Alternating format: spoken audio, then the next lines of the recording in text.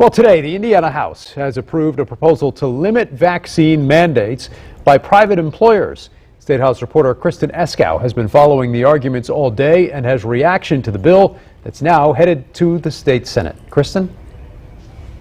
The bill passed the Indiana House on a 57-35 vote. It now heads to the Senate, but several leaders of the medical and business communities say they plan to continue their opposition to this bill as it's written right now. The House bill to limit vaccine mandates has drawn scrutiny from the business and medical communities since it was first discussed in November. Vaccination, which is very easy to do, very available, and can be done almost anywhere in the state, is the most cost-effective measure we have. And there are still concerns about the potential impact of this measure. This is not the time to make it more difficult for employers to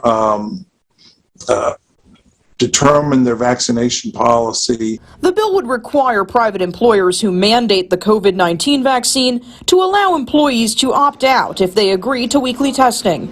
Employers would have to cover the cost of testing, though they can apply for partial reimbursement from the state. It would also allow employees whose exemptions are denied to receive unemployment benefits.